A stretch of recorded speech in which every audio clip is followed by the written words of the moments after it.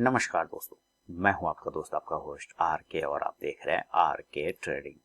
तारीख है दोस्तों 5 नवंबर 2023, सुबह के 4:30 हो रहे हैं। आप पीछे घड़ी में भी देख सकते हैं। मॉर्निंग में वीडियो बना रहा हूं, लेकिन हो सकता है ये वीडियो आपको 10 बजे के आसपास, 11 बजे के आसपास मिले। आपके सवाल मेरे जवाब का 241 एपिसोड, 241वां एपिसोड लेकर आपके सामने हाजिर हूँ। अब इसमें जितने भी लोगों ने सवाल भेजे हैं, फिर से कुछ लोगों ने वही काम किया जो मैं मना करता हूं, सिर्फ स्टॉक का नाम लिख देते हैं। और कुछ लोग सवाल भी लिखते हैं तो स्टॉक का नाम भी लिखते हैं तो उसका प्राइस नहीं लिखते हैं कि उन्होंने किस भाव पे ले रखा है। जब तक आप भाव नहीं बताएंगे मैं अपना व्यू कैसे बताऊंगा। आपका भाव नहीं तो मेरा व्यू नहीं, सीधी सी बात है। लेकिन जिन लोगों ने भेजा है मैं उनके सवालों को कलेक्ट करके जवाब देने की कोशिश कर रहा हूँ, जिन्होंने रूल और नियम के हिसाब से भेजा है। तो कोई भी पर्सनल बाइंग और सेलिंग की सलाह यहाँ पे नहीं है, इस बात को हमेशा याद रखें। अगर आप अपना उस पर ट्रेड करते हैं मेरे व्यू पे, तो आप अपने रिस्क पर करते हैं, क्योंकि पैसा आपका है तो जिम्मेदारी भी आपकी होगी। तो आपके सवाल मेरे जवाब में जितने लोगों ने सवाल भेजे, तो चलिए शुरुआत करता हूँ। वहीं टेलीग्राम चैनल और आर के ट्रेडिंग मोबाइल ऐप को आप ज्वाइन कर सकते हैं लाइव मार्केट में कॉल्स वगैरह के लिए। तो चलिए देखते हैं सबसे पहला सवाल किन का है। यहाँ पे यमुनानगर हरियाणा से पहला सवाल आया है और यशपाल शर्मा जी का। यशपाल शर्मा जी ने लिखा है, सेलो का आईपीओ अलॉट हुआ है, please advise me to hold it और क्विट ऑन लिस्टिंग डे। देखिए सेलो जो कंपनी है, आप वाटर बोतल, क्रॉकरी वगैरह, घर का किचन का जो प्लेट वगैरह होता है, सामान होता है, वो सब बनाती है सेलो। और बहुत ही ज़बरदस्त अच्छी कंपनी है। मैं खुद भी सेलो के प्रोडक्ट यूज़ करता हूँ। और वो फ्लास्क वगैरह है ना, हॉट एंड कोल्ड पानी पीने वाला, वो सारी चीज़ें सेल होगा। तो कंपनियां तो बहुत अच्छी, कंपनी बहुत अच्छी है, नो डाउट। लेकिन उसके टक्कर में आपका अब प्रेस्टीज भी वो सब सामान बनाती है, और साथ ही मिल्टन पहले से है, लेकिन मिल्टन में स्टॉक्स वो मूवमेंट नहीं है, या अभी कुछ आया है सेलों के वजह से उसका कुछ मूवमेंट आया है। लेकिन आप इसको लॉन्ग टर्म के लिए रखना चाहें ना यशपाल जी, तो बिल्कुल रखें। लॉन्ग टर्म में ये स्टॉक आपको मुनाफा दे सकता है, बढ़िया मुनाफा दे सकता है लॉन्ग टर्म में, ठीक है। लॉन्ग टर्म मतलब कम से कम 5 साल, तभी आप इसको होल्ड करें। अदरवाइज लिस्टिंग गेन जो मिलता है लीजिए और उसको लेके निकल जाइए, क्योंकि उससे पहले भी कंपनियां लिस्टेड है सर, प्रेस्टीज वगैरह है ना, और भी सारी कंपनियां हैं। तो ये जापान इंडस्ट्रीज वगैरह है, ये सब स्टॉक्स है, इसलिए आप लिस्टिंग गेन लीजिए और निकल जाइए। हाँ, अगर रहेगी नहीं मुझे कोई दिक्कत नहीं है, 5 साल 10 साल इस पैसे का कोई दिक्कत नहीं है, तो आप उसको रहने दीजिए, फिर कोई टेंशन वाली बात नहीं है, ठीक है ना। तो ये था यशपाल जी आपके सवाल पे मेरा अपना जवाब। और अलॉट हुआ है, आप अच्छे किस्मत वाले जो आपको अलॉट हो जाता है ना, वरना तो हम लोगों को तो अलॉट भी नहीं होता। अगला सवाल है नितेश कुमार हजारीबाग से भेजा है। इन्होंने लिखा है, सर मैंने M&M फाइनेंस को 249 रुपये 60 पैसे का बाइंग किया है, please guide SL on target short term. और 200 क्वांटिटी है M&M फाइनेंस में, 249 रुपये 60 पैसे का। तो चलते हैं M&M फाइनेंस और यहाँ पे लिखते हैं M&M फाइनेंस 249 रुपये 60 पैसे पे आपने लिया। बहुत ही बढ़िया जगह पे आपने लिया है सर, बहुत ही बढ़िया मस्त जगह पे आपने M&M फाइनेंस को लिया है। अगर ये 230 या 25 पर आपको मिलता तो और भी बेहतर था, हालांकि अभी ये तो आया ही नहीं है। तो स्टॉप लॉस जो है ना आपका 225 रुपए का लगेगा। 225 का एक स्टॉप लॉस आप पकड़े, और जो प्राइस आपने लिया बिल्कुल ठीक लिया। इसके पास एक जो छोटा हर्डल है, ये लाइन है, यही मैं इसको आगे ले आता हूँ। इसका प्राइस आता है 270 रुपये। तो अगला टारगेट जो आपको बनता है ना, वो 270 का पहला बनता है, छोटा सा टारगेट 270 रुपए का। अगर ये 270 के ऊपर की क्लोजिंग स्टार्ट कर दे, फिर इसको आप कैरी फॉरवर्ड कर सकते हैं 300 के टारगेट के लिए M&M फाइनेंस को। तो इस बात का ध्यान रखें, और अच्छा जगह पे आपने पकड़ा है नितेश जी इसको। चलिए अगला सवाल की तरफ बढ़ते हैं, और अगला सवाल देखते हैं किनका है। प्रबोधन चांदाने जी ने पुणे महाराष्ट्र से लिखा है। इनका सवाल है कि मैं BA LLB final year student हूँ, पढ़ाई के साथ डायरेक्शनल ट्रेडिंग को और अपने साइकोलॉजी को कैसे मैनेज करूं। डायरेक्शनल ट्रेंड ट्रेडिंग में ड्यूरिंग ओपन पोजीशन और पोजीशन लेने से पहले इतने लंबे समय के लिए कन्विक्शन को कैसे बरकरार रखूं, यहाँ होगा बरकरार रखूं, ठीक है। कोई सडन स्पाइक और एनी न्यूज मुझे पोजीशन स्क्वायर ऑफ करने के लिए बहुत इन्फ्लुएंस करता है। देखिए सबसे पहले इन दोनों ही सवाल जो आपने ऊपर में सवाल लिखा ना, कि कैसे साइकोलॉजी को मैनेज करूं, डायरेक्शन ट्रेडिंग को, और कैसे अपने पोजीशन को लंबे समय कन्विक्शन को बरकरार रखो। ये दोनों ही चीजें इम्पैक्ट करती इस तीसरा वाले पे, जो कि आपने कहा कोई सडन स्पाइक और न्यूज आपको इन्फ्लुएंस कर जाता है। तो आप ध्यान दे रहे हैं ना, आप न्यूज पे ध्यान दे रहे हैं।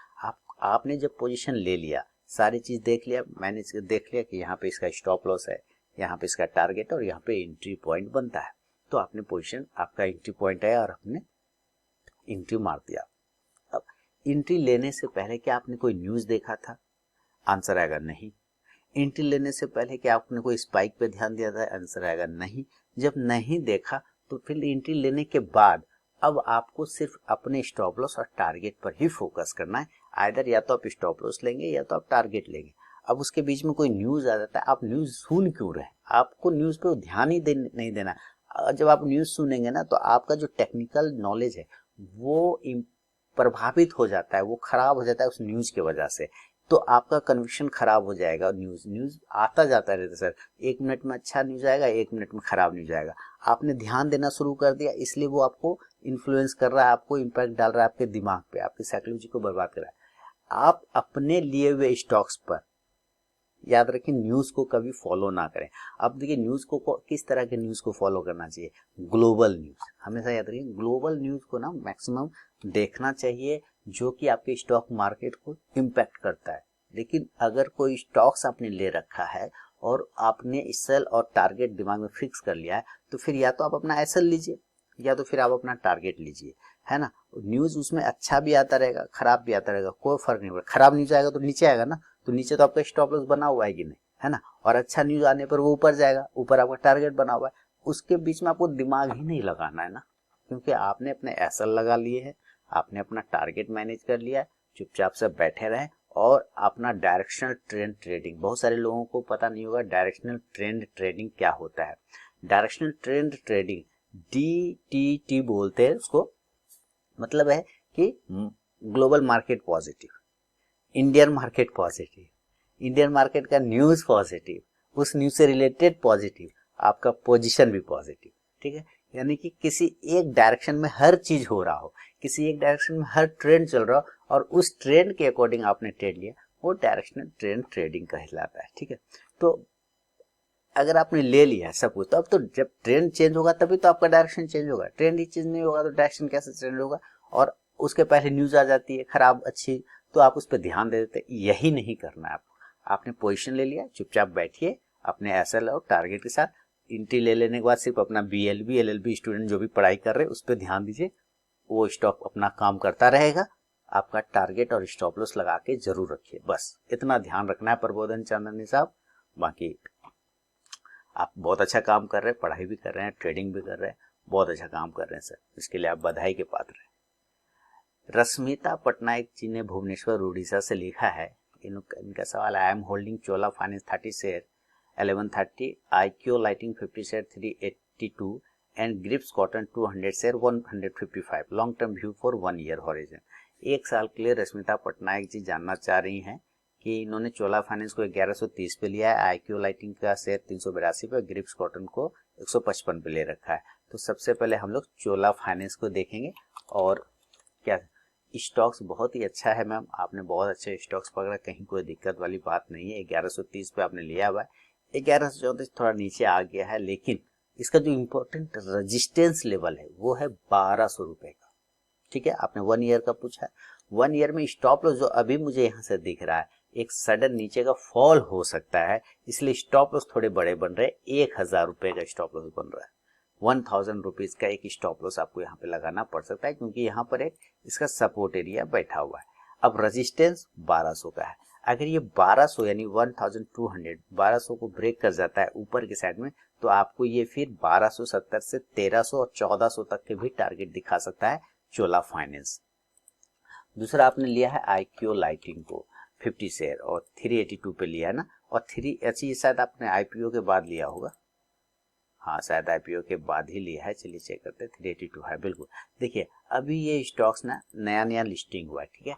अब नया लिस्टिंग हुआ तो ये कहाँ पे भी बेस बनाएगा ये कोई नहीं बोल सकता, लेकिन चूंकि 300 रुपीज के आसपास आ चुका है, इसका साइकोलॉजिकल लेवल वही बनेगा, इसलिए जो स्टॉप लॉस है वो 300 रुपीज का है। ठीक है, 300 का एक स्टॉप लॉस मैनेज करें और 331 के ऊपर अगर ये जाता है तो 400 तक के टारगेट बन सकते हैं, 420 तक भी जा सकता है, लेकिन 300 का करेंट भाव पे आपको, करेंट भाव पे जो 318 चल रहा है तो उससे 18 पॉइंट नीचे आपको लगा के स्टॉप लॉस चलना होगा।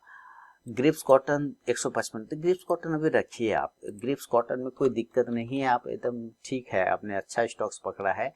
ग्रिप्स कॉटन को 155 के भाव पे लिया हुआ है ना, थोड़ा नीचे आया है इसलिए हो सकता है डर लग रहा होगा, डरने की कोई बात नहीं, बहुत अच्छा है। आप 120 का स्टॉप लॉस लगाइए, होल्ड करिए ग्रिप्स कॉटन, इसलिए बोल रहा हूँ ये मेरे भी रडार पर है, मेरा भी इस पे ध्यान दिया हुआ है और बहुत जल्दी इस पे आप मेरा एक वीडियो भी देखेंगे, इसलिए आप इसको होल्ड करके चलें। ये मेरा अपना व्यू है, बाकी आप अपना डिसीजन लेने के लिए स्वतंत्र है। स्टॉक्स बहुत अच्छा है, 120 पे स्टॉप लॉस लगा के होल्ड करिए, 130 के ऊपर ब्रेकआउट आने पे आपके भाव आ जाएंगे, उसमें कोई टेंशन नहीं है, ऊपर के अच्छे टारगेट भी बन सकते हैं। तो ये था रश्मिता पटनायक जी का सवाल जी, भुवनेश्वर उड़ीसा से। उम्मीद है सवाल क्लियर हो गया होगा। सहरसा बिहार से संजय मिश्रा जी ने लिखा है, बहुत सारे स्टॉक्स लिखे हैं इन्होंने। देवयंती को 181 पे लिया, एनसीसी 148, आरसीएफ 125, जीएसएफ से 192, एनबीसीसी 65, ग्लोबस स्प्रिट 815 है। Please provide SLN target. Okay, Devyanti international को इन्होंने 181 के आसपास में लिया है, तो चलते हैं देवयंती 181, ठीक है सर। एक स्टॉप लॉस 180 का लगाई, जो 180 से 75 तक का एक स्टॉप लॉस लगा के चल सकते हैं। ऊपर अगर 190 को ब्रेकआउट कर देता है तो फिर ये 200 तक के टारगेट दिखाएगा देवयंती शॉर्ट टर्म में। आगे इनका है एनसीसी 148 पर इन्होंने लिया है, एनसीसी 148 पे लेकर इन भाव स्टॉप लॉस 135 रुपए के आसपास का लगेगा, 150 के ऊपर ब्रेकआउट आने पे 160 से 70 तक के टारगेट एनसीसी में देखने को मिल सकता है। आरसीएफ 125 है, आरसीएफ पे मेरा भी ऐसे कोई व्यू नहीं है, उसका सीजन भी नहीं है। 125 पर आपने लिया, ठीक है, 3 पॉइंट मिल रहा है, 120 का स्टॉप लॉस लगाइए, 132 के ऊपर जाने पर 140 के टारगेट आरसीएफ में देखने को मिलेगा। जीएसएफसी ये ठीक है, जीएसएफसी 192, जीएसएफसी 192 लिया, 180 का स्टॉप लॉस लगेगा, 205 के ऊपर जाने पर 220 से 25 के टारगेट जीएसएफसी में देखने को बन सकता है। एनबीसीसी 65 है इनके पास, एनबीसीसी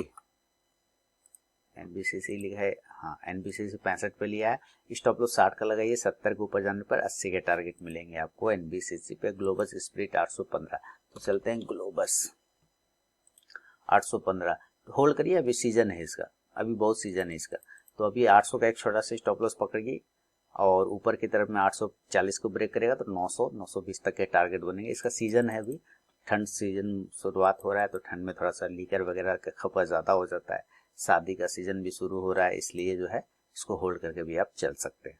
ये था संजय मिश्रा जी का सवाल। रीना मिश्रा भागलपुर से है, एक्चुअली ये दोनों एक ही आदमी है शायद, भागलपुर से लिख रहे हैं। आई है purchase Tata chemical 950, Tata power 240, star cement 154 और मन्नापुरम फाइनेंस 138 के भाव पे लिया है। इनका भी एक्सेलेंट टारगेट चाहिए, टाटा केमिकल 950 पे, ठीक है, टाटा केमिकल 950 पे, ओके, टाटा केमिकल को 950 पे लिया, ये थोड़ा सा गड़बड़ लग रहा है, ठीक है, एक स्टॉप लॉस लगा सकते हैं, 15 पॉइंट का एक स्टॉप लॉस लगेगा 940 रुपए का, और 970 के ऊपर जाने पर फिर आपको 1000 तक के टारगेट टाटा केमिकल 1020 तक के टारगेट दिखा सकता है टाटा केमिकल में। टाटा पावर स्टॉक्स पर याद रखें, जो भी बता रहा हूँ आप अपना व्यू बनाइए, मैं सिर्फ चार्ट के हिसाब से बता रहा हूँ क्योंकि इसमें जिम्मेदारी आपकी बनेगी। टाटा पावर 240, ठीक है, इसका स्टॉप लॉस लगेगा सर 230, और इससे भी टाटा पावर ना शॉर्ट टर्म वाला है नहीं, ये लॉन्ग टर्म वाला स्टॉक है, इसको लॉन्ग टर्म के लिए रखिए, चूंकि ई व्हीकल से रिलेटेड स्टॉक है तो आप इसमें लॉन्ग टर्म का व्यू भी रख सकते हैं बड़े टारगेट के लिए। लेकिन चूंकि करंट भाव पे यहीं पर आपने लिया है तो 230 का एक स्टॉप लॉस लगाइए, 250 के ऊपर जाने पर 260 से 75 के टारगेट आपको देखने को मिलेगा टाटा पावर में। स्टार सीमेंट 154 का है, स्टार सीमेंट, और ये चल रहा है स्टार सीमेंट आपका 156, स्टॉप लॉस आपको 150 का लगाना होगा। रेजिस्टेंस एरिया है इसके पास में 160 रुपए का, ब्रेकआउट करने पर 170 से 180 वापस अपने हाई को टच करने जा सकता है, इस बात का ध्यान रखें।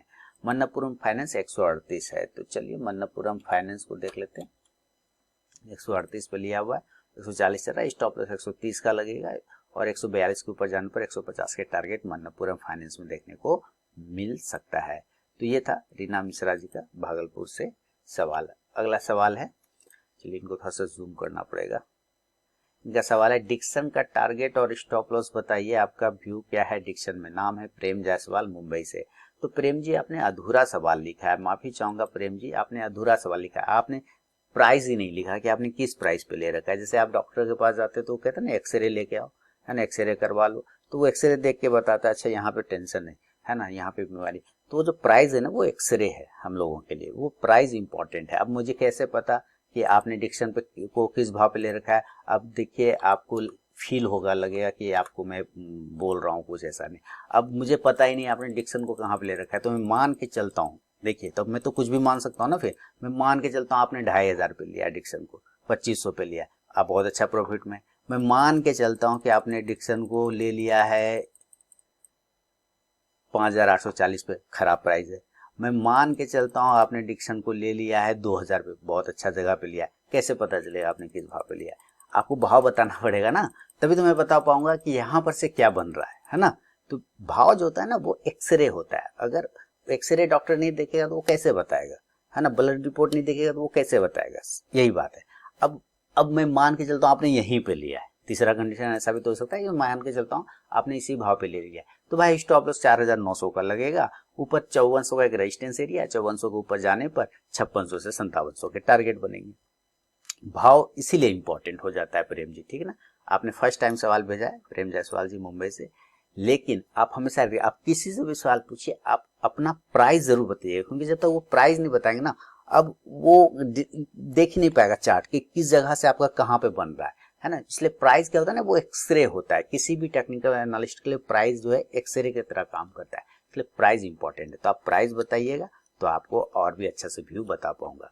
तो ये आपके सवाल मेरे जवाब का अंतिम सवाल था। 241वां एपिसोड का सवालों का जवाब दे दिया है। पसंद आओ तो जरूर फीडबैक करें और रूल और नियम के हिसाब से भेजें, तो मुझे भी सेलेक्ट करने में सवाल को मजा आता है। सुबह 4:30 से वीडियो बना रहा हूँ, भले ही आपको 10 बजे 11 बजे दिन में मिले, लेकिन बना तो रहा हूँ सुबह 4 बजे, यानी आपको लोग के लिए मेहनत कर रहा हूँ। तो मैं जब इतना मेहनत कर सकता हूँ सर, तो आप भी तो थोड़ी सी बात मान ही सकते हैं आप लोग, है कि नहीं। तो चलिए फीडबैक और कमेंट करें, मिलूंगा नेक्स्ट वीडियो में, तब तक के लिए बहुत बहुत धन्यवाद।